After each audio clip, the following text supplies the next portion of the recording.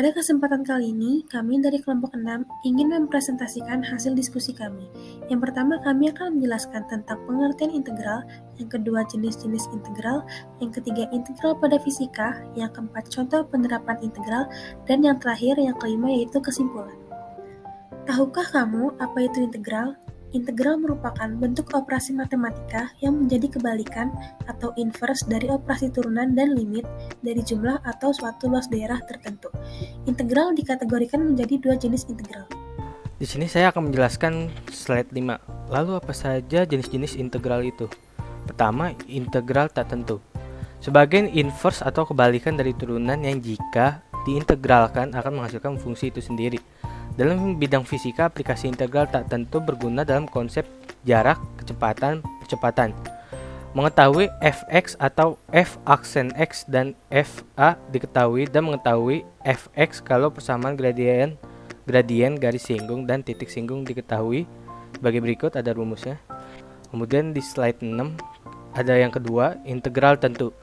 Sebagai limit dari jumlah atau suatu luas daerah tertentu, integral tentu biasanya digunakan buat menghitung luas daerah yang nggak beraturan dan volume benda putar. Rumusnya seperti berikut.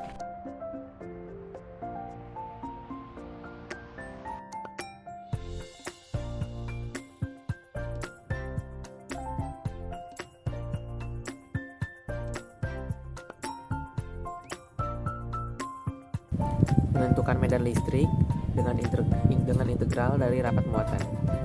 Dalam fisika, medan listrik adalah medan vektor yang dihasilkan oleh muatan listrik. Untuk menghitung medan listrik pada suatu titik, kita dapat menggunakan integral dari rapat muatan terhadap jarak atau posisi. Integral ini akan memberikan nilai medan listrik pada titik tersebut. Contoh penerapan dalam fisika. Dalam satu contohnya adalah menghitung medan listrik yang dihasilkan oleh muatan titik. Misalnya, jika terdapat muatan titik Q pada posisi tertentu, medan listrik di sekitar muatan tersebut dapat dihitung dengan rumus E sama dengan K integral D Q per R kuadrat R, di mana K adalah konstanta elektrostatika, dq adalah muatan titik, R adalah jarak dari muatan ke titik yang ingin diketahui medan listriknya. R aksen adalah elemen jarak. Integral ini akan memberikan nilai medan listrik pada titik tersebut. Sebuah muatan titik Q sama dengan 4 MC terletak pada titik A 1,2,3. Hitunglah medan listrik yang dihasilkan oleh muatan titik tersebut pada titik B, yaitu 4,5,6.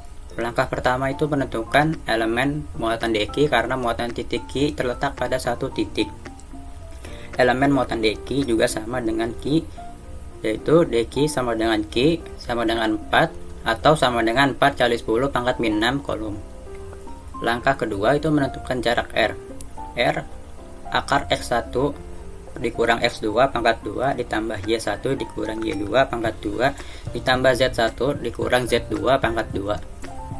Terus akar 1 dikurang 4 pangkat 2 ditambah 2 dikurang 5 pangkat 2 ditambah 3 dikurang 6 pangkat 2. Akar min 3 pangkat 2 ditambah min 3 pangkat 2 ditambah min 3 pangkat 2. Akar 9 tambah 9 tambah 9 sama dengan akar 27 sama dengan 3 akar 3.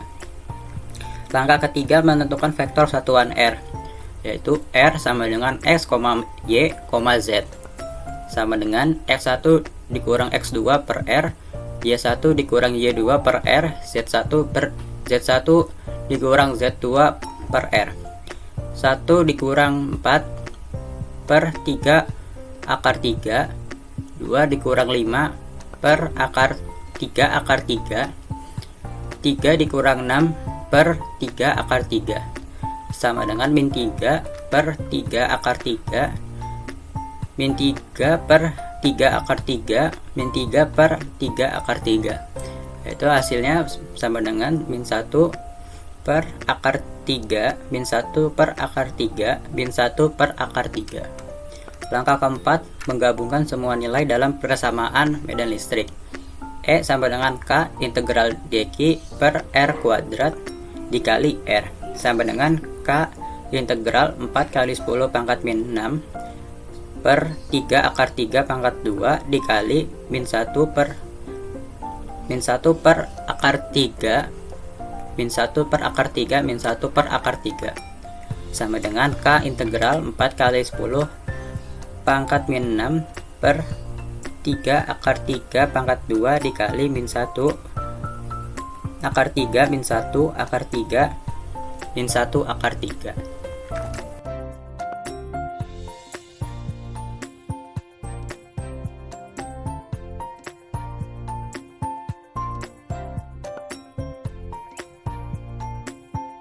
Lalu kemudian kita menentukan kerja dengan integral dari gaya. Dalam fisika, kerja didefinisikan sebagai hasil kali antar gaya yang bekerja pada suatu benda dan berpindah benda tersebut. Untuk menghitung kerja, kita dapat menggunakan integral dari gaya terhadap perpindahan. Integral ini mewakili jumlah energi yang ditransfer atau dikonversi dalam melakukan kerja. Contohnya, penerapan dalam fisika. Salah satu contohnya itu adalah menghitung kerja yang dilakukan oleh gaya konstan. Misalkan, terdapat benda yang terdorong oleh gaya konstan dalam arah yang sejajar dengan perpindahan benda tersebut. Dalam hal ini, kerja dapat menghitung dengan rumus yaitu W sama dengan integral F dikali ds, di mana F itu adalah gaya konstan yang bekerja pada benda dan ds itu adalah elemen perpindahan benda. Integral ini akan menghasilkan nilai kerja yang dilakukan oleh gaya tersebut. Ada pertanyaan, sebuah benda bergerak sejauh 10 meter dalam arah horizontal di bawah pengaruh gaya konstan F sama dengan 20N. Hitunglah kerja yang dilakukan oleh gaya tersebut dalam memindahkan benda tersebut. Langkah yang pertama, kita tentukan batas integral. Batas integral akan bergantung pada perpindahan benda. Jika perpindahan benda adalah sejauh 10 meter dalam arah horizontal, batas integral akan dari 0 hingga 10. Langkah yang kedua adalah kita gabungkan semua nilai dalam persamaan kerja. W sama dengan integral F kali ds, sama dengan integral 20N kali ds. Langkah yang ketiga adalah kita selesaikan integral. Karena gaya F adalah konstan dan sejajar dengan perpindahan ds, integral dapat disederhanakan menjadi perkalian antara gaya dan perpindahan. Rumus awal dari W adalah W sama dengan integral 20N kali ds. Tanda integral menunjukkan bahwa kita harus mengintegrasikan fungsi 20N kali ds terhadap ds atau elemen perpindahan. Karena gaya 20N tidak bergantung pada perpindahan, kita dapat menarik gaya 20N di luar integral. Sehingga rumus menjadi W sama dengan 20N integral ds. Integral dari ds adalah S yang merupakan perpindahan objek. Jadi rumus menjadi W sama dengan 20N S. Selanjutnya kita harus mengevaluasi S dari 0 hingga 10 sesuai dengan batas perpindahan yang diberikan. Jadi rumus menjadi W sama dengan 20N S evaluasi dari 0 sampai 10. Setelah menggantikan nilai S dengan 10 atau batas atas dan 0 batas bawah, rumus menjadi W sama dengan 20N dalam kurung 10 min 0 tutup kurung. Berikutnya kita dapat menyelesaikan perhitungan tersebut untuk mendapatkan hasil akhir. Dalam hal ini hasilnya adalah 200N kali M. Satuan N kali M dapat dikonversi menjadi Joule, karena Joule adalah satuan SI untuk energi. Jadi hasil akhirnya adalah 200 Joule.